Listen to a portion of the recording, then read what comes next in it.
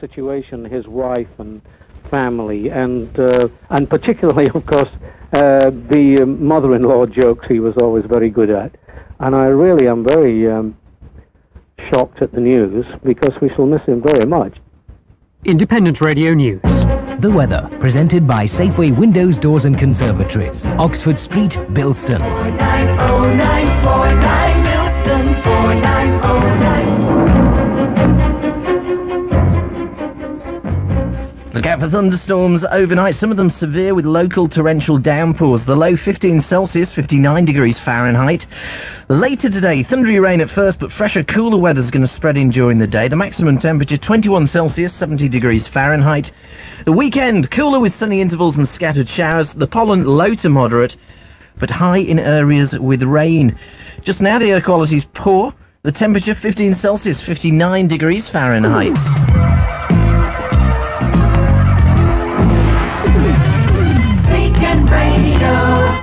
Midnight Line on Beacon and WABC, 754 123 in Wolverhampton, 236 235 in Shrewsbury. Now then, it's a free-for-all, so you can talk. Oh dear, that's the start, that. You start saying, now then, and the next thing, before you know it, you find yourself stood at bus stops wearing slippers with pom-poms on them and not realising why you're there. Senile dementia creeping in at the tender age of 34. I'll start thinking I've got a magic chair next. Okie dokie, free for all. Talk about anything you want to talk about. A few things to talk about as well. Where were you when the storm hit? Anybody doing anything interesting? Did anybody get to use the immortal line, did the earth move for you, darling? I was stuck in a pub. And it's a disgusting state of affairs, that. When you look out of the window, and it is so wet, and so rainy, and so horrible that you can't go home, and you're stuck in the pub. Dreadful. I hope it never happens to me again. Some brave soul was actually playing pinball. There was always thunder and lightning right overhead, and somebody was playing pinball, so we decided we might as well go and make him an aluminium helmet out of Baco foil. He's also the guy who was doing it was the world's unluckiest man. So I really think he was pushing his luck there. Anyway, was anybody anywhere interesting when the storm hit? 754 123 in Wolverhampton, 236 235 in Shrewsbury. Lamont and Major, what a paddy going on between those two. Norm and John were mates. They used to go cycling together on warm summer days. Norm helped John become whatever he is. What is he? Oh yeah, Prime Minister of sorts. And he was rewarded, mightily rewarded. They made him Chancellor of the Exchequer. Oh, that's a good job, eh?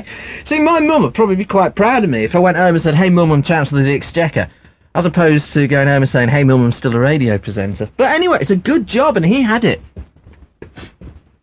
But then things went wrong, and Pig Norm had to take the rap for Grey John. Oh dear. So, off he goes. Bit upset. Way! Does he give him a tongue lashing in the Commons? Says that the government have to lead instead of reacting to public opinion. Is this so? Is that what they're doing? Or were they just the words of a bitter and twisted man who'd lost a jolly good job with a big salary and a nice house? John says, don't worry, just a local dispute. Absolutely nothing to be concerned about. Is that true? Or do you think, what a load of bobbins? What about the England team? We have a football team. Some good news on that. They actually did manage to win 1-0 today. They beat Tollymash Road Mixed Infants Second 11. What a load of owl rubbish. I taped it, he said. I honestly didn't have it on in the studio. Honestly, would I do that? No. And shame on you for thinking it. And, I watched it. I was stupid enough to watch it when I went home. But at least I got to watch it on fast forward. It didn't make him play any better, but at least it was over quicker. I like fast forward it. Oh, dear. Now, a lot of people are saying it's a disastrous result. Is this true? I mean, look, come on. It was only a friendly. It was only a friendly against a stupid football country. Because they can't play football there, you see. So it doesn't mean anything. There was a lot of untried people in there, like John Barnes. And Nigel Clough, both whom play for Liverpool. Oh, God. I mean, the only Chinaman ever to play for England, young Lee Sharp. It was an untried team. It doesn't matter. It's only a tryout. It's only a bit of a kick around across the pond, you know, to go and show the colonials that we're still mates with them. So, you know, you could argue don't take it too much to heart. Great headline. I don't remember where it was now, but it was a good headline. Yanks 1, Planks 0. That was pretty good. But does it really matter? I mean, surely, come on, this is a media overreaction. The greatest thing that could have happened to the media was England to get beaten, so they can disrupt our World Cup plans even more. I blame the media. Just leave them alone. They'll do it. Fed up with these boo boys. Right, okay, talk about anything you want to talk about anyway. 754-123 in Wolverhampton, 236-235 in Shrewsbury. Is there anything in star signs? I caught myself wondering that today. Maybe you'd like to tell me. And also, in terms of decorating, anybody got any how? You've got your skirting board, right, down there. It's a pity this isn't television, because you could see me pointing in the general direction of the skirting board down there, right? Okay, skirting board. Now, how, in the name of Cliff Richard, I know how to stop it getting on the carpet, but how, in the name of Cliff Richard, do you stop the emulsion getting on the wall that you've painted? How do you do it? How do you get that nice line that my dad always seemed to used to get? So, any DIYers, any Barry Bucknalls, give us a call, give us some advice. Okay, before we go to the lines, I'll just remind you of the numbers. 754-123 in Wolverhampton, 236-235 in Shrewsbury. To Ian, I have a few comments and a lot of questions. I'm allergic. Why is it whenever the pollen count sort of plummets to 0, I start sneezing? Never mind, don't worry, I'm a professional, I'll get through it. I have a few comments and a lot of questions. In the Amiga version of Body Blows, if you lose a fight against Yitu, is displayed. I see. You're about as good as the government. What? Does that mean that you're about as good as a bunch of senile gits? Isaiah Stewart, regarding the trouble with the boy Stewart, it isn't racism. He should stop milking the media for attention. Defence and discipline. Police should be armed with knockout tranquilizer pistols. Hey, if the police were armed with knockout tranquilizer pistols, I'd join today. And body armour, and have a basic knowledge of unarmed combat, like karate or kung fu. They do. The patrolling the streets... I think you want to get yourself a new computer, or at least one that sort of prints out all the words you've typed in. I'll put the words in for you. The days of patrolling the streets in safety have ended. If you walk around Manchester, you'd be lucky not to meet one of the many gangs and get mugged, I suppose that is. The cane should be brought back and schools given military discipline. Oh, dear me. Third Reich or what? Questions. What car did you drive when you were in advertising? Cavalier SR injection, upgraded, or I got a new one every year. Those were the days. How long do you think the Midnight Line will continue? Well, till about 2 o'clock, I hope. I hope it'll stay for years to come. Were your CSE grades excellent? To go from rebel to college A-level student must have taken good results. No, I lied. I only actually got 4 O-levels, and I lied when I went for the interview and said I had 5. Nobody's ever... I wouldn't suggest that you do this, but I noticed that nobody has ever asked to see any of my O-level, CSE or degree certificates. Good job, really, because I haven't got any. I've been lying all this time. If you were fired or decided to leave Beacon Radio and WABC, would you change your career? What career, I hear your boss cry. And if so, what would you change it to? No, I don't think I would change it. Thank you very much. Why didn't you buy a sensible computer like the Amiga? Well, I think if I hold up your letter, that more or less explains why I didn't buy a sensible computer like the Amiga. Dear Ian, I'd rather not give you my name and address for obvious reasons, but I felt I had to write to you regarding the issue of rape on Wednesday night. I was raped by 3 men when I was 11. This happened in a park near my home. I didn't tell a soul, basically because I wasn't supposed to be in the park. I was supposed to be at a Girl Guides meeting, and also I was threatened by my rapist. They said they would tell my parents what a little slag I was, and that I'd let them do it for money. They said they'd kill my family and they'd hurt me again if I told. My childhood ended that day, Ian. I went from a bubbly, cheerful, clever little girl into a foul-mouthed yob. I hated myself and systematically abused myself for many years. I gave myself black eyes. I let any man have sex with me. My schoolwork deteriorated rapidly, and I was a compulsive eater. I left school a failure and unable to keep a job down. I met and married my husband and had 2 children by the time I was 21. How my husband put up with me, I'll never know. I was forever taunting him, testing him, I suppose. I did some unrepeatable things to make him hit me or leave me so that I could reinforce my feelings of worthlessness. When he didn't do either of these things, I turned the anger on myself. Eventually I sought help. After some time and hours of talking, I was eventually able to shift the blame from myself onto the rapist's shoulders. I was once again in control. Today, 21 years after the rape, I'm living again. I've 3 great kids, have a year left of my B.Ed degree, and I'm still married to the same man, but I'll never forget. Should rapists be castrated? I can't really answer that one. I believe they should rot in hell. I'm more interested in the victims of rape. Nobody except other rape victims can honestly say what effect an attack like this has on their lives. Yes, I'm doing okay now, but I had 2 very precious things taken away from me all those years ago. My childhood and my self-respect. There should be more resources made available for the victims. Stuff the rapist. A small fatal injection would suffice. And whoever sent that, I thank you for sending it. It must have taken a lot of guts to type it and to put those feelings down on paper. And thanks for sharing them with us.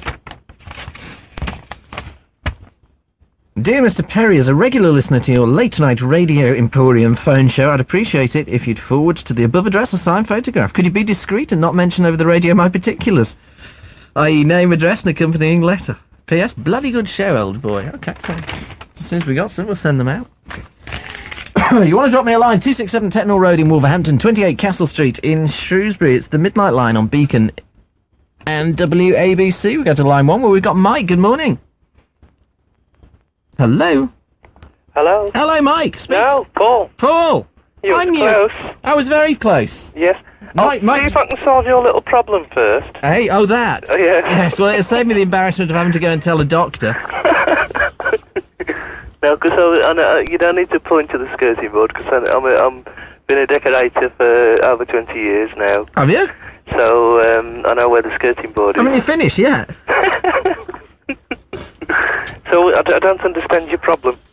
Well, you know where the skirting board.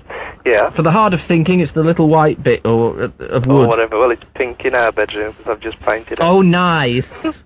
What happened? You get raided by gay burglars?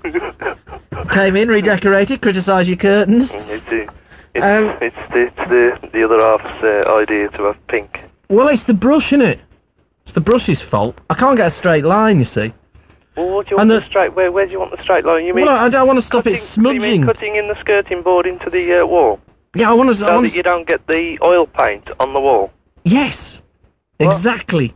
You want a well-worn brush, a brush that. Where does one acquire one of these things? One doesn't acquire one. One buys a new one and uses it for a long, long time. Well, how do you do? It wears down. So in 10 years I'll be okay. Very likely. But I've just got a bit of a very steady hand. Ah, yes, right. Otherwise, no beer for at least 3 weeks. Beforehand.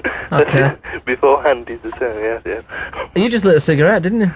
I'm smoking, yes. And you went on the patches. I did. Oh dear. I did. Oh dear. Well, I picked the wrong time. We just moved. I decided just a couple of days before we started to move, and it wasn't a very successful. Would have taken your mind off it, I would have thought. It had the reverse effect, you see. And that first fag in the morning still pestered me like bloody mad. You poor addict. You poor addict. But I shall have another go. Yeah, don't give up. Don't give up. No, I think that if you've got to look at why it failed and put it right next time. Definitely. You've got to take a positive view of it. That's for sure. Yeah. Yeah.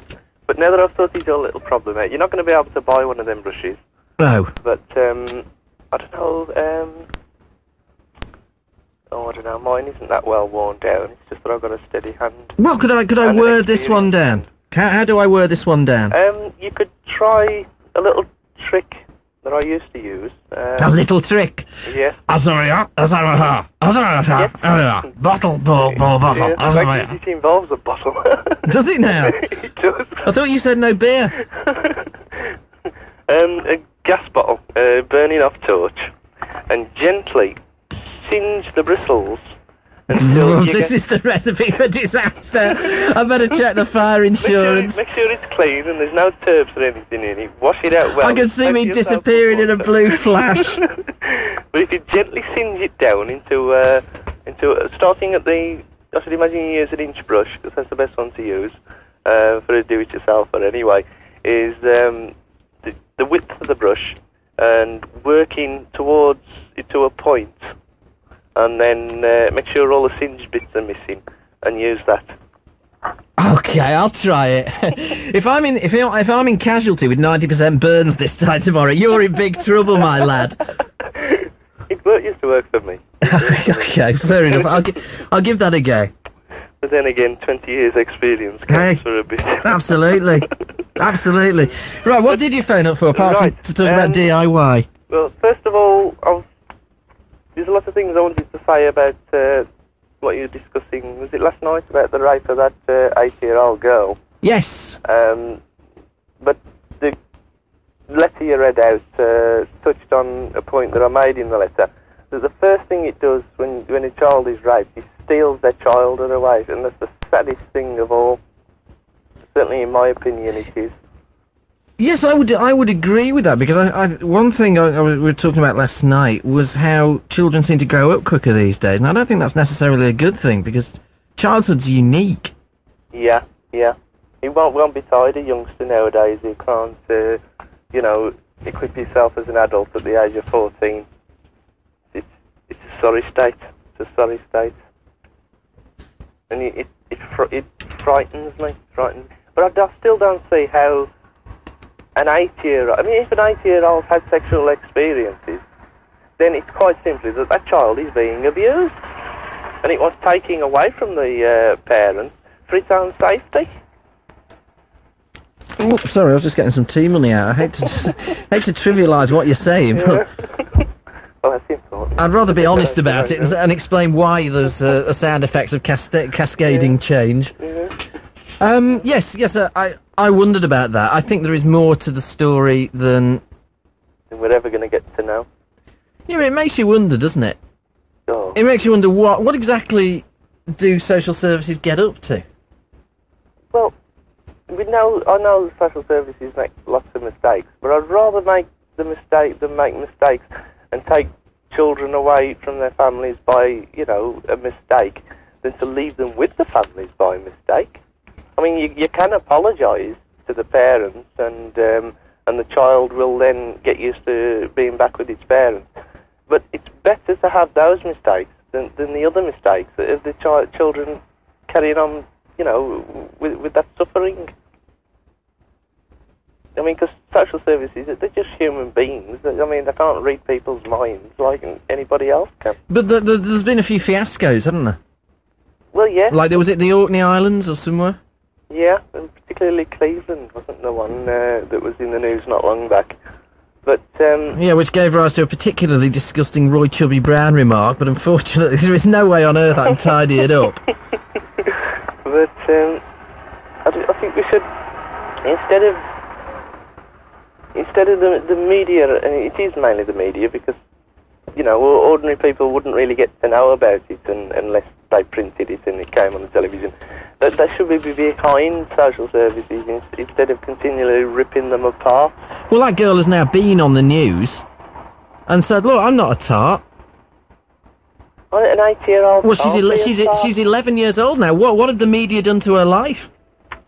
I'm not going to... Well, what the media's done to her life is one thing. What's the family done to her life if she has sexual experiences at 8 years old? What's her parents playing at? Well, they're responsible for her till she's, 18? Yeah, well, 16 nowadays it is, isn't it? And kids tend to want to be independent. I mean, certainly our eldest lad he thinks he asserts his aggression. But that doesn't matter, does it? They can assert it as much as they like. The fact is that the adult is still, or should still be, in control. it's not that easy nowadays, because... I don't know, I'm not a parent. Well, I'm a step-parent, and which is even harder. Oh, ready-made family, eh? Well, it beats all the messing around, doesn't it? I still enjoy the messing about. Yeah. Messing around. Yeah, all these midnight dashes to maternity wards, you don't want to do it like that. Oh, that sounds like a good idea. There's a mate of mine did that, and it didn't surprise me. Everything in his life he's always bought, like me, I'd go out and buy a chair that you had to put together. Buy a what? A chair that you had to put together to save a chair. Yeah, I put it together myself, to save a tenner. Andy'd just go out and buy a chair. And it came as no surprise to me when he went out and bought a family. I think I'll have a family today. Go and find a single parent and marry her. Yeah. Which is what he did. So, listen, I'm going to move on, Paul, but you reckon the family? Yes, that's got to be looked more classy. And one other thing about the England team. Yes. I mean, we know it was a disaster. Let's not make a mistake about that. But let's also remember that, the US qualified for the World Cup last year. We know they didn't do much, and nobody expected them to. They held Italy to a draw. Yeah. The host country. That's right. And now they're going to be in the next World Cup, as hosts. So they're putting many, many millions of dollars into their national side. Many millions of dollars that soccer never saw.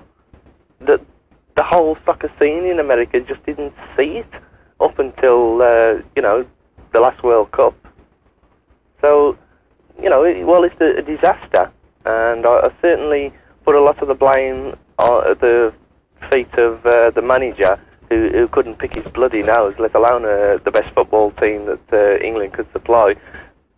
It's as you said, it's a friendly, and that they've spent many, many millions of dollars for this World Cup, so that their football team, like in the last World Cup, won't make mugs of themselves. So. Yeah, but you've only got to look at Manchester United to find out that you can't buy instant success. Exactly. Manchester United never had as good a team as they did in... Charlton, Best, Styles, eh? Right, the Busby Babes and their youth policy. That's got to be the answer, a youth policy. So we have to start from grassroots level and build it up again? Exactly. From the junior schools, from the infant schools, that's where it's got to start, not trying to buy instant success. It just can't happen. Okie dokie, thanks for that. Okay. Speak to you soon, Paul. Yes, take care. care. Mate. Good night. We got, I think it's Ryan next. Morning. Brian. Good morning, Ian. Close enough, though, wasn't it? It's close enough. Hey, that's not bad. What can we do? I've been trying to get through to you for about 2 months. Well, here you are. Thank you, mate. Last night you was talking about that young girl. The 8-year-old, yes. The 8-year-old, yeah. Everybody seems to be, what can I say? They seem to be on the side of the little girl, don't they? Yes, they do. You're on the side of the little girl, aren't you? I find it impossible. It's only a personal thing, but I find it impossible to in any way, even just looking at it objectively, I don't think that the little girl should have been taken into account at all. Well, that's what I think at the moment. I mean, if you get a burglar or a rapist who goes to court, they can't take his previous convictions into account, can they? Now, they are changing that. They are? Yeah, they are changing that, and I think that's a really good idea, but I think that the point here is that it wasn't the little girl who was on trial. You don't go to court. If your house gets burgled and they arrest the burglar, you don't go to court and the judge says, "Oh, let's have a look at your record, shall we?" Well, you didn't pay a parking ticket. That's right. So I don't think we're going to do the burglar now. We'll let him go. Well, the thing I really wanted to say was, when I was about 7, I was in a children's home. Through no fault of my own. My parents died, so I'd got nothing to do. I got nobody to look after me. But I was actually sexually assaulted by a female member of staff, and this went on for, let's say, a good 18 months. But I got nobody to turn to. I tried to tell other members of staff, and they wouldn't believe me. Being a male, and it was a female who was assaulting me. Do you understand what I mean? I certainly do. I think that is the lowest of the low, because you really are preying on the defenceless, aren't you? Oh, yes. Like I said, I tried to appeal to other members of staff, but they didn't want to know. I never told nobody. And yet, I've not gone around assaulting other people. I've not been, well, I haven't turned out to be a pervert. I mean, I served my time in the army, I've come out, I've got a good job, I'm married, I've got a few kids of my own, but I don't molest them. How did it affect you? It affected me, well, at the time, I just didn't know what was going on. I knew that I had to go to her room nearly every night. Every night she used to get me and make sure she bathed me, you know. And what did she do? She touched you up? Sorry? She touched you? Oh, yes, she touched me and made me touch her. Actually, I had to simulate the sex act with her. How old were you? I was 7, coming 8. But I was in a children's home, and I'm going back in 46, about 1950, 52, 54. Well, I suppose then as well, I mean, sex wasn't talked about, never mind sort of molestation. I mean, if you went, I suppose, then and said, excuse me, but Missy over there sexually assaulted me, they'd think you were mad. Oh, yes, nobody believed me. Nobody would believe that a member of staff, a trusted member of staff, would actually assault me. And I mean, I was punished for it. I was punished for actually telling lies, and I know I wasn't telling lies. I can tell you her name. I'm not going to tell you over the air. How old was she? Pardon? How old was she? She'd be about 36, 40. And this was 1946? This was 1954. 54? Yeah, 54. So she's, what, 70s now? Yeah. She's still alive, do you know? Well, I've never seen her. The actual children's home was in Cheadle, in Staffordshire. And it was called the Newlands Children's Home. I've been back since. It's now a home for mentally handicapped people. I've been back, I've seen the room, I've actually walked around it. This was about 2 years ago I went back. But it's no longer a children's home now. But like I said, I can still remember her name, I can remember what she did. But I didn't turn out, I didn't turn out a pervert. I didn't turn out a rapist. But statistically, you are more likely to, aren't you? Oh, yes. But fortunately you didn't. Pardon? Fortunately you didn't, despite a very bad early experience. Oh, no. Like I said, I'm married, I've got children of my own. Did it have long-term effects? Any sort of long-term effects? Well, I was frightened of women for a long time. I didn't want to get near them. I didn't want them to get near me. But like I said, it was strange being on the other side of it. A female assaulting me, a male, rather than a male assaulting a female. But the main thing is, it's like I said last night, if the parents of that young 8-year-old girl knew that she was having sexual activity, whether it was children or not, why did they allow a male, 18-year-old male, to look after her? Good question. Although they denied that she'd actually had previous sexual experience, but obviously that didn't impress the judge, did it? Well, according to the paper, the actual sexual experience she had was with children of her own age. But even then, if she's sexually active, then why shouldn't they keep her away from 18-year-old males? But, I accept that you could argue that the parents have been negligent. Yeah, I accept that. But at the same time, it wasn't the girl who was on trial, was it? Oh, no. I agree that, therefore, the judge shouldn't take into account what she's done. But it's morally against the parents, really, isn't it? Don't you think so? Yes, I think that the parents have come out of this remarkably well, and that the media have concentrated on the sensational elements of it. Yes, of course they have. I mean, nobody reported mine. No, there was nobody to believe us then. And I suppose there's quite a few more people listening in who have had the same experience. It was, to me, it was very, very strange. I didn't know what was going on. I was 7, 8. And, I can understand how she feels, the young girl. But why, How long did it go on for? Well, mine? Yeah. Oh, a good 18 months, thinking back. 18 months, 2 years, I was sexually abused. Even to the extent of actually going into a room, I don't know whether I can say this on the radio. Say it.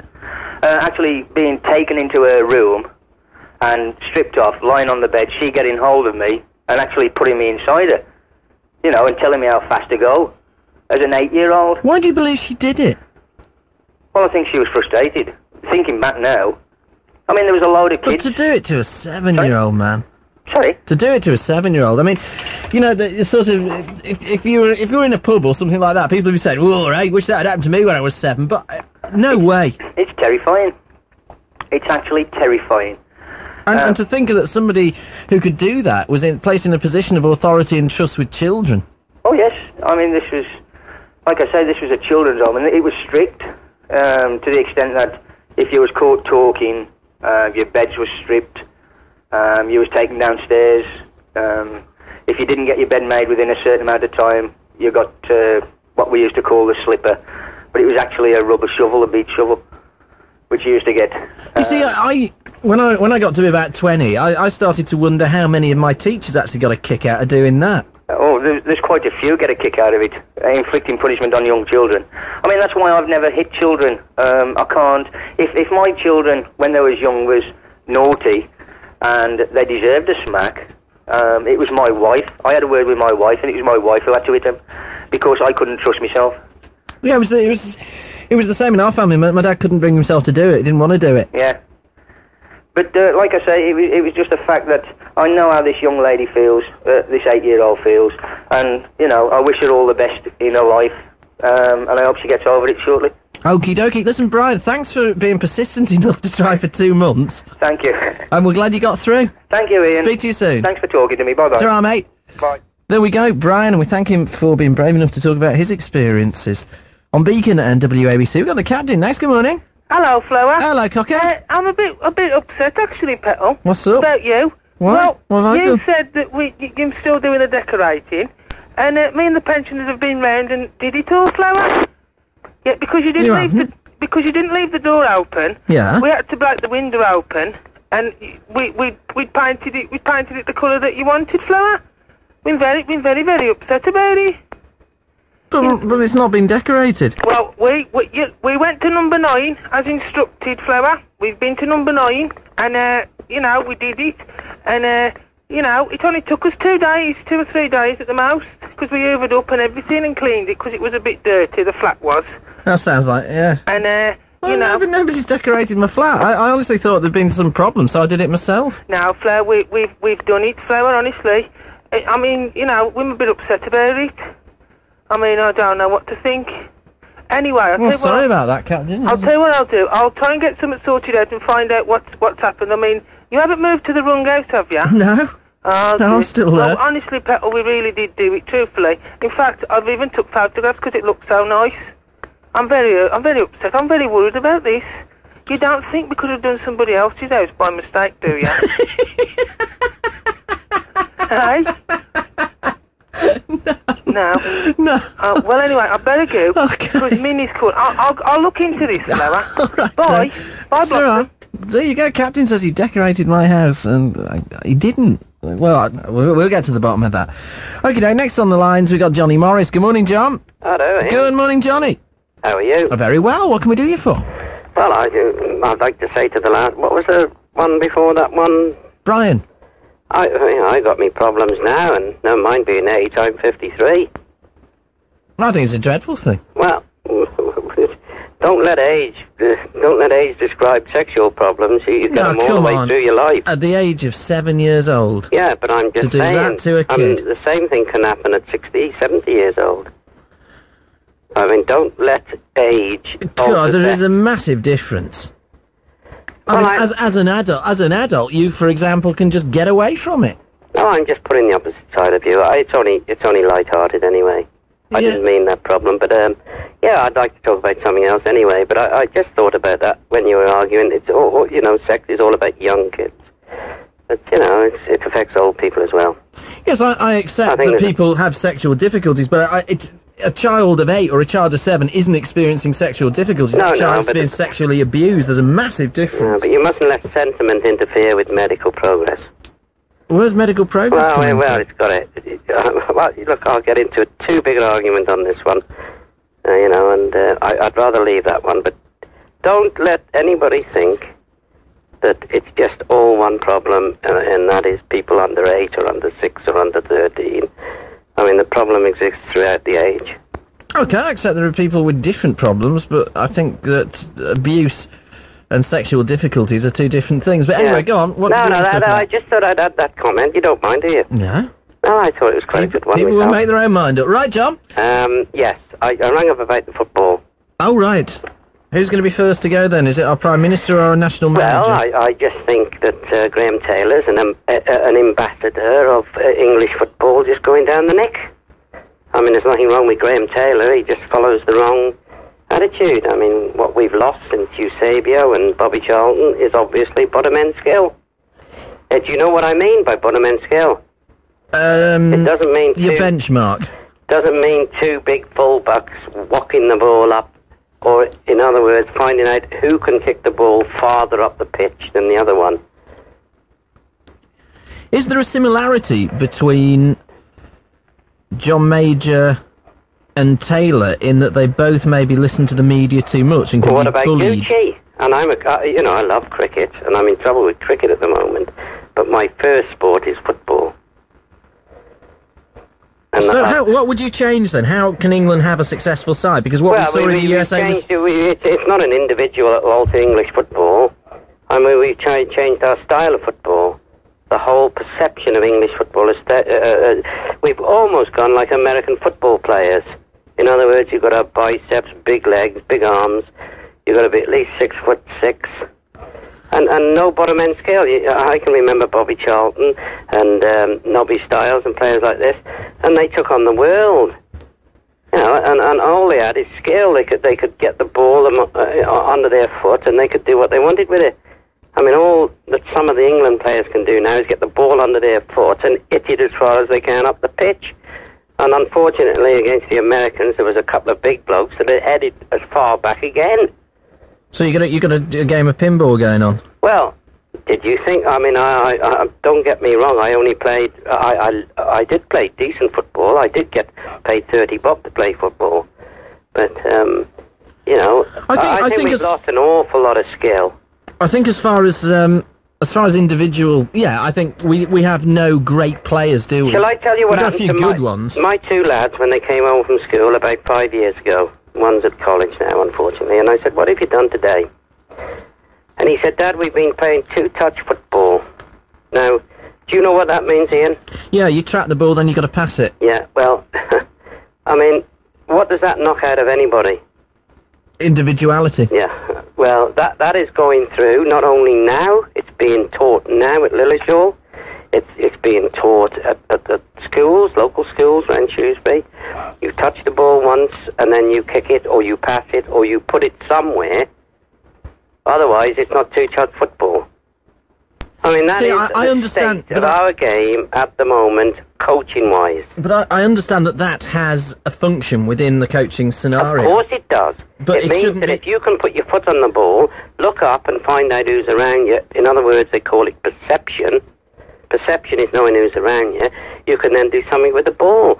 But what it knocks out of people is the fact that if they haven't got any perception, but they have got a little bottom end skill, they don't even make it. It depends on how much emphasis you put on it, doesn't it? No, it's just that we are not skillful enough. Just simple as that. We haven't got enough players that can move the ball themselves. England were in desperate trouble last night. They just kicked the ball anywhere at times. They had no cohesion. They didn't no football plan. They had big players. They had supposed to have skillful players, but I thought there were a lot of good players, but didn't play it very well together at all. What did you think? You watched it on Fast Forward, I believe. I did, yeah. I think that you probably find kids on the beach in Brazil with more skill than was exhibited. I just don't think we've got any great players. I think we've got some good ones, but I don't think we've got any great ones. Absolutely, you're right. I mean, I couldn't. I couldn't. So you agree with me? Yeah, I think that the United States gave England a lesson in enthusiasm and teamwork. Absolutely. I mean, they always said if you were the underdog, the only way we were going to beat the top dog was to run him off his legs. And which they did. Yes. They run the ball all over the place, and they had a couple of players with what I call Bobby Charlton skill. Take one on, then another on, and then pass the ball. At the moment, nobody in the England side tried to do that. They got the ball, and if there was a player to the right of them, they passed it to the right of them. They got the ball, if there was a player to the left of them, they passed the ball to the left of them. Is it the Nobody case... took one man on. Is it the case that nobody wants to? Because if they start trying to, they stick their head over the parapet and the media start firing. Well, that makes that is the big difference, Ian. That is the difference between having individualism and not worrying about it. If you get... I mean, I know one or two nice young players now that if they get tackled, they'll still do the same thing next time. They might lose out one time, but they'll do it again. And that's what we must really get into young players. We mustn't say pass the ball, kick the ball, head the ball. We must say, there's the bloke in front of you. The idea is to get the ball behind him and leave him behind you. But nobody seems to want to take the responsibility, do they? Well, it's not responsibility. It's just England. That's how we're playing our football in the English League at the moment. Manchester United might be a great side. They are a great side in a poor division. And it's proving that now. It's proving it all over the world. Yes, I think if anybody needs any convincing that the Premier League is probably one of the weakest... In Europe. It's got to be. It's the weakest in Europe. How can Liverpool string 3 victories together and shoot like 15 places at the table, you know? I mean, I've never agreed with you so often. I think football is in the lowest ebb in this country it's ever been, and it's not Graham Taylor's fault. It's not the Manchester United fault. It's not Arsenal's fault. Unfortunately, it's the fault of people that bring our youngsters up and put them into the arena, unfortunately, without any skill. Big heads, big knees, big arms, big legs. Big salaries. Big salaries and no skill. Fair enough, John. But there again, I mean, I'm an eternal optimist, and I still say night is darkest just before the dawn. Well, you know, that never happened anyway. He was a good poet, but he died the same as everybody. There is that about him. All right then, John. Bye. Speak to you soon. Ta-ra. There we go. John and I agreeing. Mike, good morning. Good morning, Ian. Good morning. What can we do you for? Well, I'd like to talk about football again, surprisingly. Football? Yeah. We don't play it in this country, do we? We have a rough approximation of it, where 11 blokes sort of hang round wearing shirts. Yeah. And that's it. That's about as close as you get to football. Well, shall I tell you what I think half the problem was about last night? Just half of it? Yeah, go on. There was too much pressure being caused by the media. And I think that was placing an unnecessary burden on the players. Yeah, but these people are paid to take pressure. I mean, you could say that the reason we lost to Germany in the last World Cup was there was too much pressure on them to score the penalties. Paid or not, but at the end of the day, it's only a game, isn't it? I don't know who told you that, but they were lying. It's only a game. Yeah. It's only a game. As Bill Shankly once said, football. Some people think that football is a matter of life or death, and they're wrong. It's much more important. The famous phrase, indeed. I don't think you should take that quite as literally as he probably meant it. But No. I agree. I was reading an editorial in the Birmingham Mail. Yeah. And they were saying, and quite rightly as well, that it's people will stay up into the small wee hours to follow the national football team, to have a pride in the national football team. Yeah. People are interested. A bit of people's lives is reflected in the football team they follow. Yeah. And when your football team lets you down that badly, you think, well, I accept that they were under pressure. I'm under pressure. Yeah. You're probably under pressure. As Kenny Dalglish once said, everybody's got pressure. And I think we all try to do our jobs the best as we can. I think we talk the game down too much in this country, and we should have a little bit more, cooperation between the press. Yes, I think that there is... My girlfriend's a lot better than me when it comes to DIY, I'm afraid. I've got a much better idea. Why don't we get your girlfriend to do it? Oh yeah, shall I send her around? If you wouldn't mind. No problem, mate. All right, but stop talking the team down is your message. Yep. I'd agree with you, mate. A bit more support. Okay, mate. All right. Cheers. Nice to speak to you. And you. Cheers. Ta-ra. Bye. There you go. I think Mike's got a point. Yesterday's match. Yes, okay. It's a disgraceful performance, but it really doesn't matter. Getting to the World Cup's what we want. Stephen. Good morning. Good morning. What can we do you for? Well, I'm not going to talk about football. It's all right. It's a free-for-all. Talk about anything. But what about England? Oh, that's England. Oh, dear. It was a bit, wasn't it? No, But it doesn't matter, does it? No, I think it's all just Grant Taylor's fault. Yeah, but it's so fickle that if we get a result over in Poland, then it'll be King Graham, won't he? You know, appearing on the backstage page of the Sun with a little drawn crown on his head. I think he should have kept most, if not all, of that team that was in 1990, the World Cup, because they was a really good team and we was practically unstoppable until the penalties. And if we'd have won the penalties, I think we would have gone on and won the World Cup. I mean, everyone talked Bobby Robson down, but Bobby Robson come back, all is forgiven. Yeah, it was, wasn't it? That's what I'm saying. Football is so fickle. That, I mean, what is it? England have failed to win. I think it was 5 of the last 8. Oh, it's a heck of a lot. But they've only actually lost twice, isn't it? Or 3 times underneath his leadership. Now, if they were a league club, they would be well up at the top. Yeah. The record underneath this manager's pretty good. But Graham Taylor just isn't doing it right at the moment. He's just not doing it right. I don't know what's wrong. I mean, I look at him because, he was reasonably successful at Aston Villa. Yeah. I mean, is his problem with motivation? Are the players not motivated? I don't know, you see... Is it the length of the season? As my friend said, turning into an international manager sort of lowers the standards in a way than being a club manager. It's like if Graham Taylor ever leaves England, or gets, if he resigns or whatnot, he's going to find it hard to become a club manager again because he's got such a bad reputation. I think he's probably only got a bad reputation because the media have said he's no good. I think that professionals within the game will have a great deal of respect for him. But I mean, it totally amazes me, for example, that Steve Coppell hasn't been snapped up to manage somebody. Because, okay, his team got relegated, and it was his fault. But I think he's one of the brighter young managers. Yeah. I mean, at the moment, everybody's raving about Glenda Hoddle. What's Glenda Hoddle done? Won a playoff, Anyway. Any old way up. Anyway, as I say, I wasn't going to talk about football. Right, fair enough. I was going to ask you about when you passed your motorbike test. Yes. Where did you go? Where did I go to learn? Yeah. The Two Wheels Training Centre in Dudley. 2 Wheels? 2 Wheels, yes. They can teach a monkey to ride. Because at the moment I want to get a motorbike, and I want to know somewhere to learn. I would quite honestly, I would go there. What exactly did it involve? Well, sitting on a motorbike, obviously. Nah. Yeah, you had to do some of that. Honestly. And without stabilisers. No, I shan't. What does it involve? All sorts. Roadcraft, developing your skill in control of a motorcycle.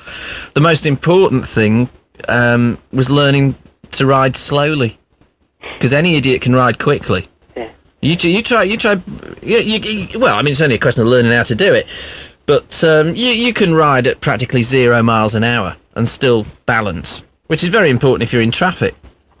Also, the other important thing that you learn is a system.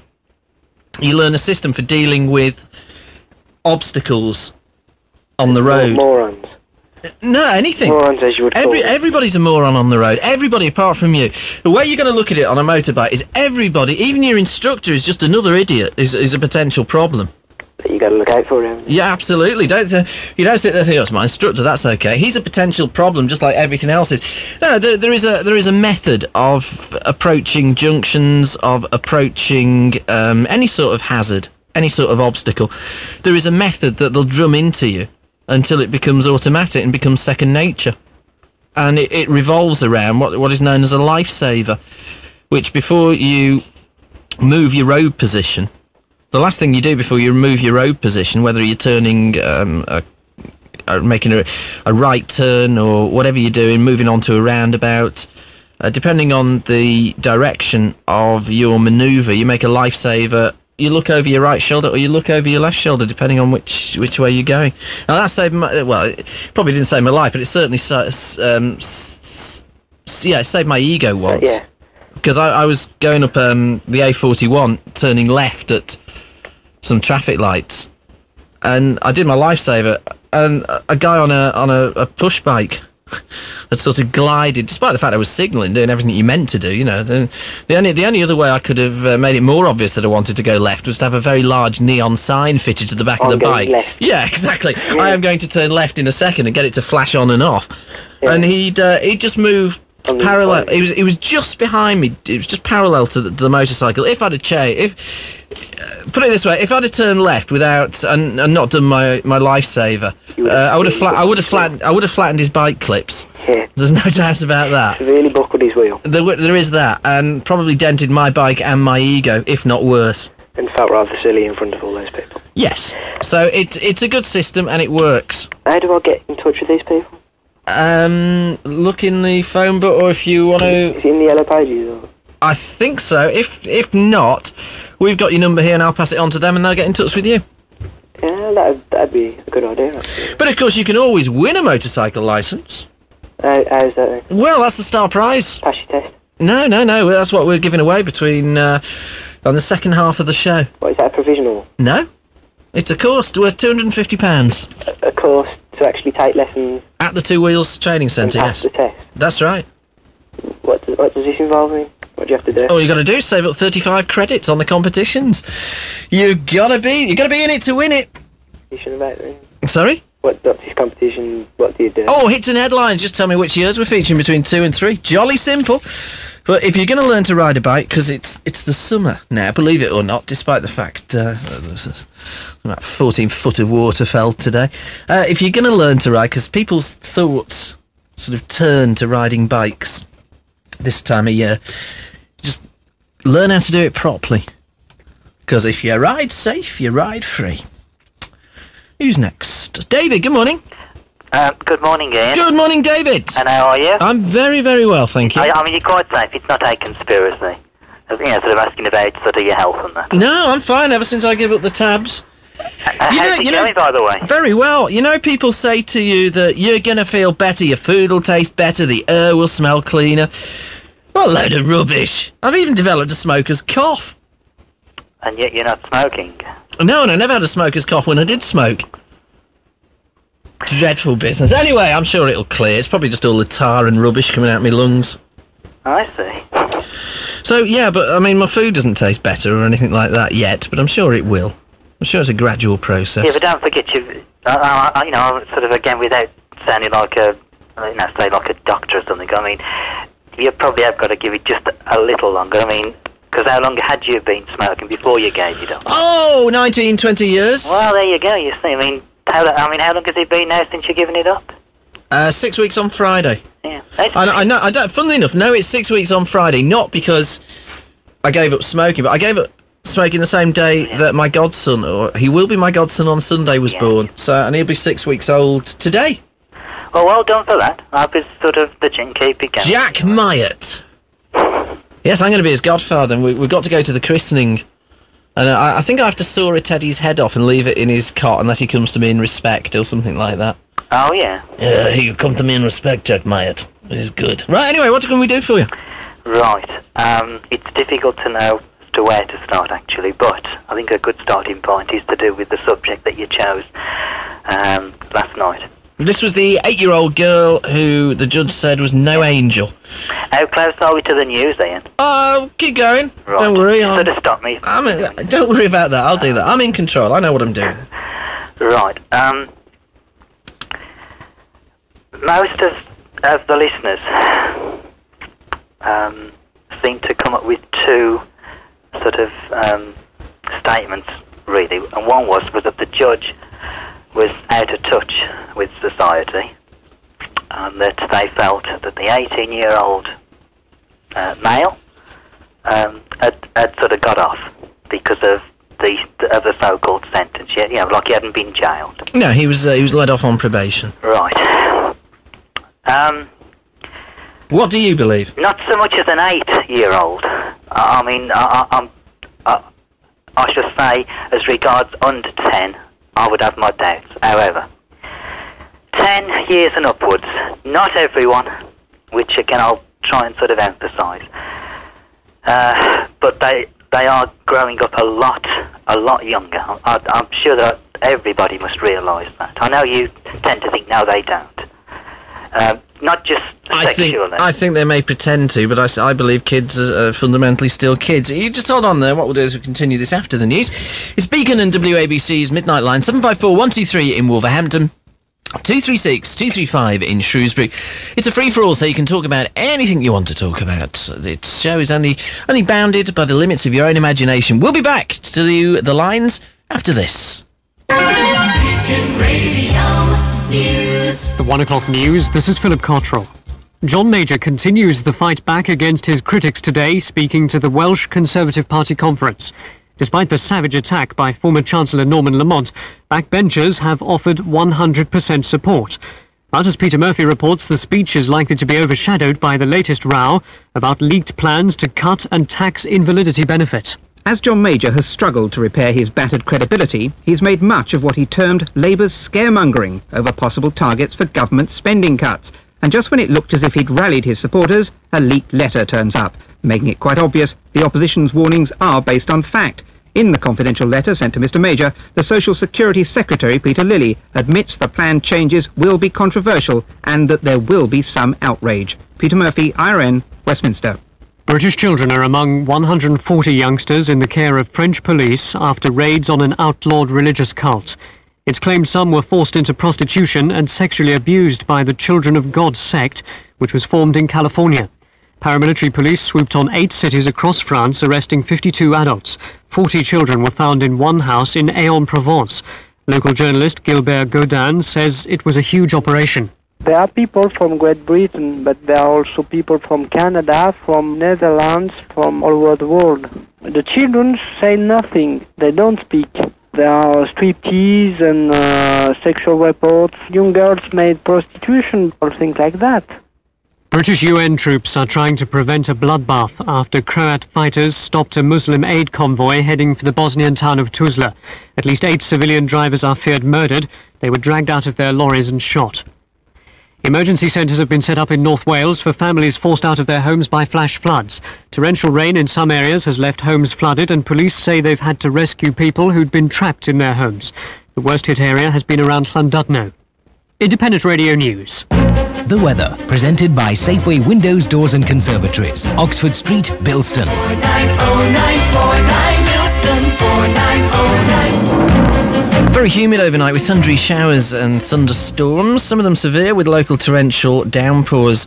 It's going to be a warm, humid night with a low of 15 Celsius, 59 degrees Fahrenheit. Later today, thundery rain at first, but fresher and cooler weather will spread in during the day. Maximum temperature 21 Celsius, 70 degrees Fahrenheit. The weekend's going to be cooler with sunny intervals and scattered showers. Pollen low to moderate, but high in areas with rain.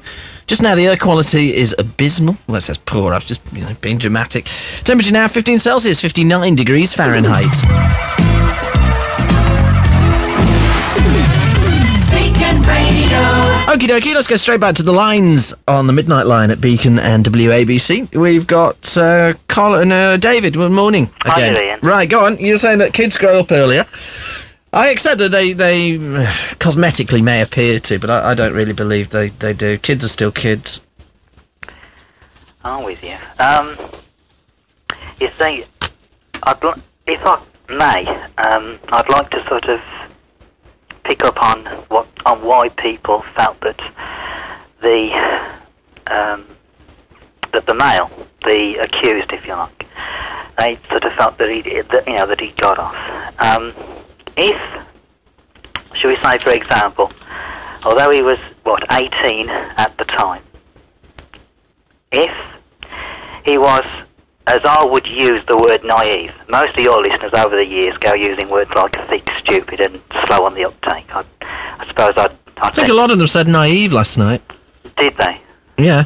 Right. Okay. Well, if he was naive, I'm not saying that he was. If he was naive, okay, it is a possibility that an 18-year-old can be led on by an 8-year-old. Right now. Right. Okay. Even if he was, yeah. you say it is possible. It is possible. Well, I won't say by an 8-year-old. Still illegal. Yeah. So it doesn't really matter, does it? Because an 8-year-old, by law, can't be responsible for their own actions. So whichever way you look at it, it's down to him, naive or not naive. Right. At the age of 18, it's 18 years old, you have reached the age of criminal responsibility. At 8, you haven't. Yeah. So it doesn't really matter what the 8-year-old did. So are you saying that it's all right for an 8-year-old, or even, again, I don't really like saying sort of the 8-year-old because I'm not too sure about their age, but I think that, it just basically, like I said last night, I think that as soon as a judge starts saying that that this 8-year-old here's no angel, what he's basically doing is enforcing a male chauvinistic idea that women basically ask for it. And if I was the girl's father, I'd punch his lights out. Oh, I'd gather that you were quite, sort of all for, sort of, I won't say sort of locking him away, because I don't think as you believe in like locking people away, do you? Don't know. But I'd gather not when there's a decent cliff. No. No. But I mean, when people say that because he wasn't jailed, they said that he hasn't been punished or penalised. If he is naive, right, then he will be punished. He will be punished for the rest of his life, because was I right in sort of hearing the news when he said that he actually pleaded guilty? Yes, he did. Right. So, he's actually put his hands up and said, OK, I'm guilty, so, that's it. Right. Maybe he was advised to plead guilty by a solicitor. Well, there was, somebody suggested last night that maybe there was an element of plea bargaining going on. But as soon as you plead guilty, no matter whether you get sent to jail or not, it doesn't matter as to sort of this particular male, but he will go down in society, or with certainly with like the police and the courts. He's got to live the rest of his life knowing that society will brand him as a criminal. Maybe he's spending the rest of his life knowing that society is actually doesn't actually do that much when you get into trouble. Well, the only sort of, if he thinks that, we used to call them, I believe, what's it gone? I believe as the term used to be, Jack the Lad, or something like that. Well, yes, I could hardly see Ronald Biggs sitting in Rio going, oh dear, society thinks I'm a criminal. But what I'm saying is, it is possible for an 18-year-old to be led on, and when they haven't actually done anything, and yet they still end up with the same, if you like, the same offence, the same result as this particular person has. You wouldn't be talking about you by any chance, would you? If I was to say yes, I don't think as you'd be surprised, but probably one or two of your listeners might.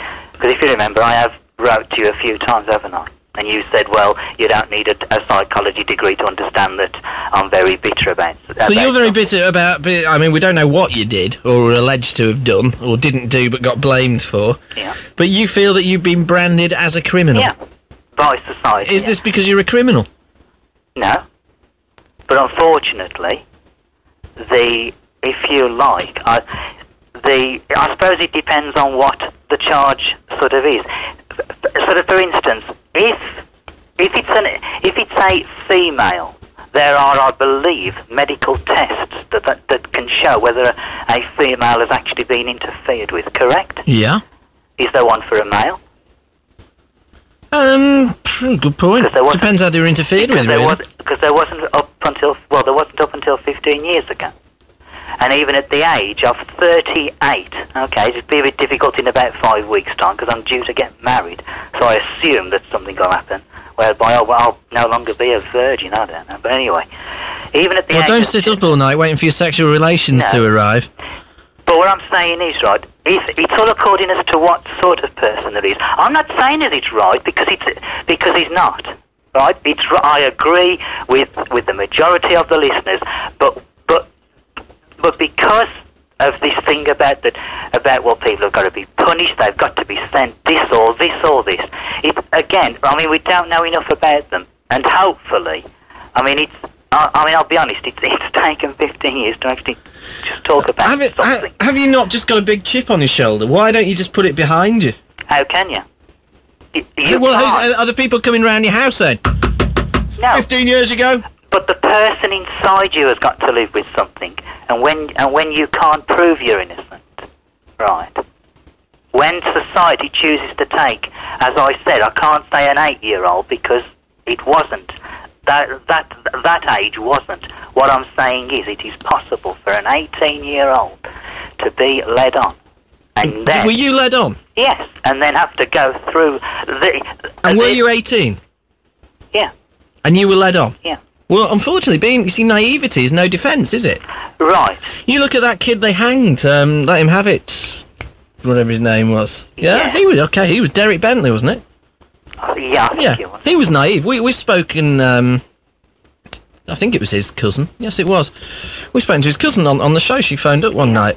Well, he was naive, but unfortunately, naivety is no defence. Well, not unfortunately. How can you have naivety as a defence? You get a bank robber, and the bank robber says, well, I'm very naive. I mean, you can't let him go, can you?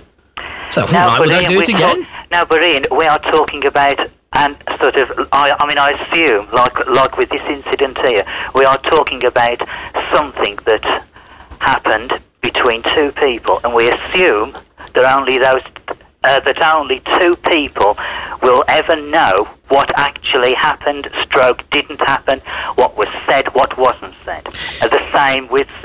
Similar with me. Only two people knew exactly what was said. In which case, right?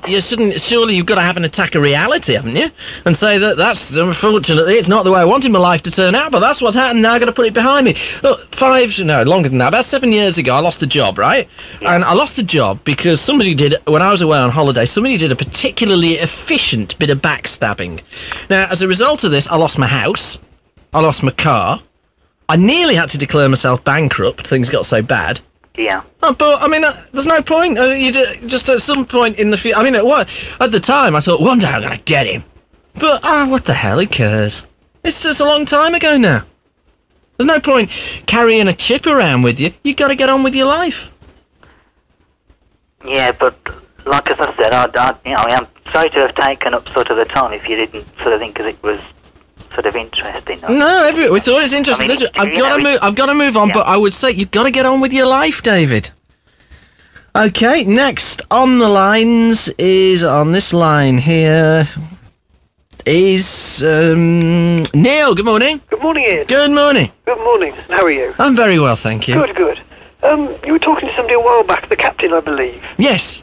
And he claimed to have decorated your flat. Yes. But you say he didn't? No, he didn't, no.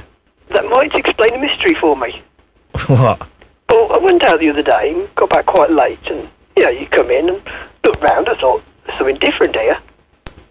And I looked round a bit more, and it was a completely different colour. It was tidy.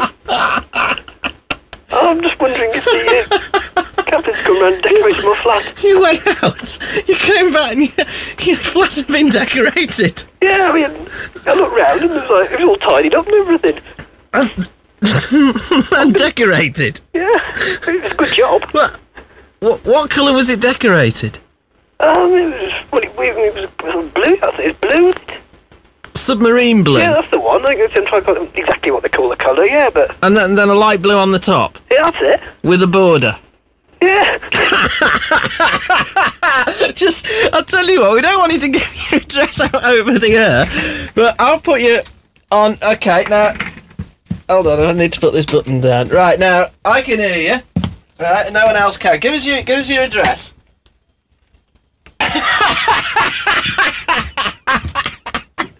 The soft brat's got the wrong flat!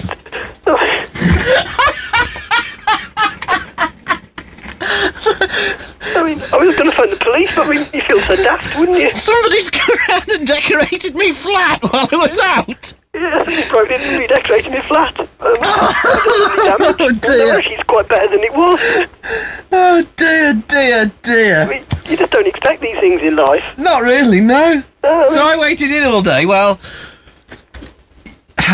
So, you're number 6. Yeah. And I'm number 9. Yeah, He must have wrote it down on a piece of paper or something. That was upside down. The soft plank. Well, I hope you like the colour scheme I chose. Well, yeah, it's not too bad. I mean, I'm glad to see you've done my interior decorating for me. It's very nice of me, isn't it? It is, yeah. I mean, we're all credit to him. He's done a nice job. Oh, dear. But it's just like, when you walk in, it's not like something you expect. I was thinking, there's something wrong here. It just took a moment. Oh, yes, that's it. Somebody's come in and decorated my flat while I've been out. Yeah. Oh, Was it gay burglars or something? Oh, dear me. I mean, some things in life. That is unbelievable. Listen, I'm going to have to move on. Thank you very much for that. Well, I thought it would solve your mystery. Yes, it has, and I hope you enjoy your new surroundings. Well, yes, thank you. It'll take a while to get used to it, but... Okay, anything you don't like, give us a shout. We'll send him back round. All right, so make sure to give him the wrong address again, or he'll turn up at the right place. I will do. Thanks for that, Neil. Okay, Ian. Ta-ra. Ta-ra. There we go. Who have we got next? We've got Cuckoo is... I know, we've got... Who's first? Oh, go on, yeah, it's Cuckoo first. Good morning. Hello there, Yogi Man. Hello. Good morning to you. Yeah, right. Arrestate yourself. My heart goes out to the captain there, you know. I was going to say to you, perhaps he had got the number had dropped, you know, and switched around to a 6. But it's funny that, isn't it? What a plank. You've got to be plank of the month for that, wouldn't you? You'll have to be. Decorating the wrong flat. You certainly make the headlines for that. Can you imagine if it had gone home? And they'd still been around there, you wouldn't know what was going on, really, wouldn't you? They must be feeling terrible, you know. My heart goes out to them, actually, because as you say, they were so wound up about coming and doing it, weren't they, you know? They were. You know, I feel sorry for them, like, you know, I've got to be honest with you, you know. Because they do so much good work. I like the captain anyway, you know. Anyway, Cock, where are we going? Double whammy. It's got to be a double whammy, isn't it? A double whammy. A double whammy. Egg all over his face, Mr. Major. Yeah. Because, as you know, he's lost his credibility. And at the end of the day, when he appointed Norman, he said that there was no way he was going to lose his job. He was safe, everything was okay. And then the next thing, he stabs him in the back and kicks him out. Well, the bad news for Harry Dear is that the 1920... That is superb, that is superb. The 1922 committee, who are a right-wing Tory group, have given the Prime Minister 100% backing, which is a bit like a football chairman saying he has total faith in his manager. Yeah. And, you know, as you say, I think he's been put under pressure from his backbenchers and whatever, who've gone to him and told him to get it right. So they've kicked out Norman Lamont out, and I think that, you know, he's got his foot in the grave. It's just a matter of time. You could tell, couldn't you, when Lamont was when he was delivering the speech. He's a very experienced public speaker. He's a very experienced orator, and he was shaking. And you could see that John Major was not comfortable. And you hit the nail on the head when you know, which was to the nation, that when he got rid of all that, was it 10 billion at the Black Wednesday, he's got away with it, and anybody else would have been jailed, wouldn't they? Most definitely, yeah, if anybody else did that. And with the Major, like, you know, they planted that Clark in there. I reckon they planted him in to get rid of Major. Major's on the way out, like, to just... I think it's a shame, because I think that he's probably a very decent bloke. Yeah. Well, he never given a chance, really, was he? Well, I think he's a decent bloke, but whether or not a decent bloke or a decent woman is the sort of person you want as a Prime Minister, I don't know. I think you've got to be a bit bolshy. Yeah, I think I'd bring Eric in there as Edward Heath, you know, bring Heath back. I like Edward Heath, like, you know. Yeah, I think if you look at it, I mean, look at Churchill, who to my mind is the greatest British leader ever. Yeah. I mean, I don't have oil paintings of British Prime Ministers gratuitously placed around my walls, but I do have one of Churchill. Yeah. And if you look at him, he was absolute hell to get on with. Yeah. But he knew direction, didn't he? You know absolutely, yes. He knew where he knew what he was at. Very positive, and that's the matter with it. The government very negative, and he's very weak. That's the problem. He's too weak. Shame, but he's very weak. You know, he's got to go. Like, no doubt about it. He's got to go. And why I said double whammy, we got to go on to Taylor. You know, you're going about people. I mean, it's pride in the nation, you know, the tattoo on the heart. You got all the people who are football supporters through all the tradition. You know, you spend millions of pounds a year following your club, traipsing all over the bloody country to follow these footballers. And playing a nation like USA, it does matter, it does count, because it's pride. And the way, you know, it's a point at how the team's doing, morale of the team. And, you know, I've got to say, it does count. These little games do count. Yeah, you know? I think also, though, you have to put it in the context of the season that they've all just finished. I actually question why they're over there in the first place. Yeah. I think they should be resting up because our international World Cup qualifying games are far more important than that, 100 million times more important. They probably are very tired. I don't think that it's ever going to do any good because they could never win. Well, I agree with you. The point that, remember saying to you about the Poland game, they look jet-lagged, there's no running, no, lead in the legs, like, And I feel that he's just gone over to America to get out of the road, but all them extra matches, there's no need for that. And also, having all these Saturdays where the teams have been no football to save it for England just proves it was a waste of time. Yeah, if they're going to go over and play stupid tournaments like that. Which wouldn't obviously be so stupid if we'd beaten the States 10-0. It'd be a very good tournament. But looking back at the manager, the only way we're going to get out of this, I mean, you look at France, and they got that old lad there, and he's 70-odd, who won that, won the cup the other week. Don't know if you said that match, but they played brilliant football. And he was 70, like an old fox he is. Well, he finishes this year, they might as well go and blooming sign him up, Somebody with a bit of European experience who knows what they're doing. I mean, all right, Taylor's been a good club manager, I'm not knocking that, he got it on record. And we had only lost 3 matches with England, up to the point where we've all gone to pieces. And you hit the nail on the head, I've got to say it, motivation's gone. And I think there's something wrong. They're not playing for the manager. There's something wrong. I think there is something wrong. He's now got to get it right. He's got some time to get it right before the crucial games. Yeah. I'm prepared to stand by my country and to have faith in my country to qualify, right? I'm not going to join the boo boys. No. I'll sit here and say, right, okay, that doesn't matter. USA, forget it. I think it was a mistake to do it. You're out of credits as far as mistakes go now. You've got to qualify, and if they don't qualify, I'll lead the lynch mob. But with me, I've got to be honest, I'm the opposite. I feel he should go, and people, all the British public and the nation should ban the England matches until he goes. And I feel that at this stage, they should bring Brian Clough in, which I said last night, to just for the rest of the matches, so they play football, and bring a young manager in and a young team, or even fetch Beckenbauer from Germany to teach them to play European football. And going back to England, they're going about England winning the World Cup, but we must remember it was on home soil, it wasn't abroad, was it? You know what I mean? No, it wasn't. It wasn't. And you've got to look to any World Cup team. You look at I'm on about like, the betting, the home side always stands a good chance, don't they?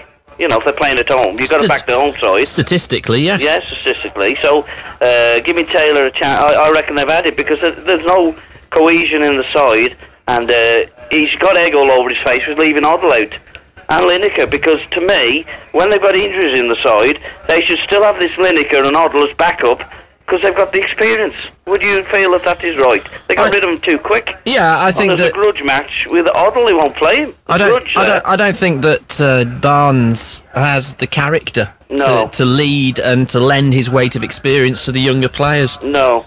But as you say, give me fair to them, they have been injured, and it's taken a long while to get them back. Now he's playing Gascoigne, Barnes, and Walker, they're not fit. I don't think they're fit, being honest with you. And there are players in the country going about, all right, there's no skill, perhaps there isn't. But playing as a team and a side together, passing A to B, surely, we brought it up last night, the kids on the park might play better.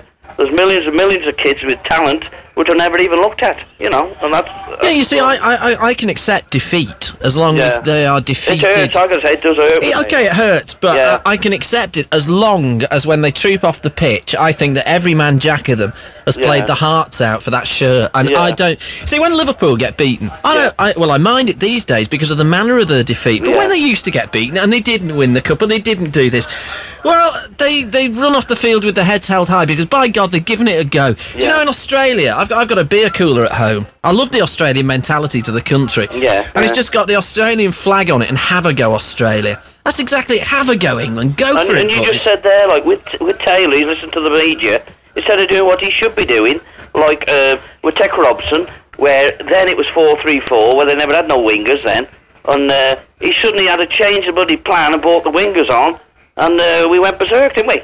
Yeah. So why can't he revert, perhaps go back to 4-3-4, and we haven't got no sweeper? Bring back Brian Robson, why not? Somebody said on one of the news programmes today on the telly that the only Englishman going to the World Cup finals this year is Jack Charlton. You know, I've got to be honest I think with they you. might be right. We're a laughing stock, right? And all over the world, we're going to be a laughing stock. All right, it was only a friendly United States, but we're a laughing stock, and something's got to be. They've got to go. They're just not good enough. They've got to go. We've got to find. We've got Terry Venables now with this problem with sugar. I'd like to see him as manager. I've got to say, because he has that experience in Barcelona. If Terry Venables got the England job, I'd be dancing in the streets. Yeah, I would say. But he won't. Into the rest of the matches and bring Venables in as manager. That's what I would love to see. He won't, because he speaks his own mind, you see. And you hit the nail on the head, as you say, with Audley. All right, he's won a playoff, but I'm on about experience of the game. As you say, there's nobody. We got nobody. There's nobody. Only Venables. When you look at it, looking at the pedigrees, Would you agree with that, Cock? I would do. Listen, Cookie, I've got to move on, mate. I'll let you move on, Cock. All right. And, thank you for coming. Thank you for having me. Taylor's got to go, Cock. You know me bulldogs on me chest here, all right. Okay, then. All the best, Cock, and thank you. Thank Ta-ra. you. Bye-bye. There we go. That's Cookie's double whammy on the Midnight Line at Beacon and WABC. Next on the lines, George. Good morning. Hiya. Hello, George. Going to be a bit of a regular myself, like. Myself, like I am. Why I? Well, I've been listening tonight from start to until now, and really it's just all football and politics. And You can change it. A bit. Well, you change it then, George. Yeah, I was just reading through the Shropshire Star today, having a look at some of the stories, and the Birmingham Evening Mail, and all I see is all these people getting busted for having marijuana. I think to myself, what a complete waste of taxpayers' money. Why? Because it's illegal. Yeah, but I mean, it's proved that it's non-addictive. That's been proved. You read in any medical press, it's non-addictive. It's a natural substance. I mean, how can you make nature illegal? It's ridiculous, isn't it? You could say the same thing about heroin, couldn't you? Yeah, but I mean, that's something that has to be processed. You've got to process the poppies that produce heroin. Whereas with marijuana, presumably you just dry the leaves. I seem to remember. I wouldn't know anything about that. Well, I remember it from my course on drug abuse. I mean, what do you think? I mean, I once talked to a very, very, very, very so senior. The next step up is God, a policeman, right? Yeah. And I said to him, "Why don't you legalise? What do you think marijuana will ever be legalised?" And he said, "No." And I said, "Why? Because it's dangerous." He said, "No, not really." He said, "It's probably no more dangerous than alcohol, and you probably get less social problems with it." Yeah. But the problem is we've already got 2 legal drugs, and we can't control those. Which are? Alcohol and tobacco. Yeah, and yeah, exactly. I mean, you read in any medical journal, okay, alcohol, depending on your personality, of course, can increase aggressiveness, whereas people who are frequent users of marijuana are just like really cool and chilling and laid back, you know what I mean, and relaxing. Okay, people say that it might. They're also druggies in the eyes of the law. Yeah, they are, and they're labelled as that by society, which I think is completely wrong. See, one common mistake that people tend to make is they say, "Oh, well, it leads on to harder stuff." Yeah, but studies have shown that isn't actually true. The reason that people graduate tends to be because of the peer groups that they hang around. Exactly. That if you hang around people who smoke marijuana, the chances are higher that they will also use harder drugs. Well, it's not necessarily the case, but it's not necessarily the case. But it's the chances are statistically higher, and that's where the link between soft drugs and harder drugs exists. You're right. Well, yeah. It's not a sort of smoke. What do you call them? Joints. Yeah, spliff these days. Spliff, is it? When I was at university, it used to be a joint. That was a bit, 60s, 70s, like. Well, that was 1970s, so I think I can actually be excused for that. Spliff these days. I must, because I'll be quite honest that I've been in a room when people have been smoking it. You lucky bugger. And I've watched them, and to be quite honest, I'll stick with alcohol, thank you very much. Why? Well, they all started laughing at cracks in the ceiling and just, that's the whole part of the scene, isn't it? Just lay back, whereas if you knock 10 pints down your neck, you're probably likely to want to go and do somebody some damage. So I think that's the whole problem. If you get aggressive, you shouldn't drink. Well, that's something that I agree with. If you get aggressive, you shouldn't drink, but people do. And I was watching this thing tonight, footage on TV of some video cameras in city centres. Man, there's people battering each other, women and men, outside of this bar, and they were probably all tanked up. I mean, there's no need for it, I think if it was legalised, there would be a big public outcry. I'm not sure there would, But it wouldn't be from my generation, I can tell you that now. I think there would be a very noisy outcry, but I don't think it'd be a big one. I think that the people making the noise would probably be quite influential as well. Yeah. Well, I mean, look at Ken Livingstone. I mean, I've read a few things about him, and you know, he was a real dude, man, in the '60s and that. I think that the people who made the most noise would be the sort of people who think that a roach is something that crawls across the floor. Yeah, people that always complain about things are people that don't really understand what the real issue is. They just see it from what the media give them, you know. Like for example, you know, if people are busted for having marijuana and stuff, the media label them as basic dropouts of society. You know what I mean? And that's not fair, really, because I do know a lot of people that smoke marijuana, and to be quite honest, you'd be really surprised at what sort of jobs they do. Well, look at Bill Clinton. Yeah, I mean, that was a bit silly, him saying, yeah, I smoked it, but I didn't inhale. And if you... Yeah, I know. That's like drinking a pint and spitting it out again, isn't it? I had a pint of lager, but I gargled. I gargled with it. You know? Well, people do that with wine, don't they? Yeah, but I think if it was legalised, you know, it would stop a hell of a lot of waste of money, i.e. the police, you know, doing surveillance on. But I think to an extent that has been realised, because it's. I don't think it'd ever be made legal, even if you look at Amsterdam. It's not legal; it's just not criminal. Well, I think that the first steps towards decriminalisation are probably there, because I believe didn't they change the laws on possession? No, I'm not quite sure about that. I wouldn't like to comment on that. But if GCHQ are listening in tonight, and they are, who's on tonight then? Get me rota here. Kevin. Yo, Kevin. Good morning, Kevin. Kevin, big shout going out to Kevin. Big shout going out to Kevin. Yeah. You ever thought of working in radio? Who, me? Yeah. Well, if you want to give me a job, you know, you've got my number. You certainly have. Okay, so what's your message to GCHQ? My message is, if the government want to make themselves some quick money to get out of this problem, legalise the weed, free the weed, right? And tax it. And you'll be laughing all the way to the bank, guaranteed. Well, you'll certainly be laughing, I'll give you that. All right then, George, thanks for that. Oh, can I just say one more thing, Ian? Go on. Can I give my regards to a few friends? No, go on, we don't usually encourage it, but I suppose. Big shout going out to Lorraine and all the Abron Hill posse up there in Scotland, alright? Yo. Miss you loads. Hey. Check you later, Ian. Check you, swing free. Alright. Laters, man. Yeah, hey. Easy. Bye. That's, it's not foreign, no, it's not speaking foreign, it's how their kids speak today. Yes, cool out. What's this chill out lot? What do? You gotta sit in the fridge. Who's next? Right, Vera's next. She's been waiting she's waited so long she's shifted lines. Hello, Vera. I'm quite happy sitting here listening to that young man, yes. Chill out, Vera. Well, yeah, cool, boogie on down or whatever it is. Swing your big trousers. A couple of things I wanted to say to you, but I really wanted to tackle your painting. Not that I want to do it. No, I understand that. But being a mere female, I do find the easier ways to do the masculine jobs. Sounds fair enough to me. Like skirting. By the way, have you reached your window frames? Done them. Oh, you didn't. You did those successfully. Well, yes, because I sort of sat down and tried to approach it in a scientific manner. So what I decided to do...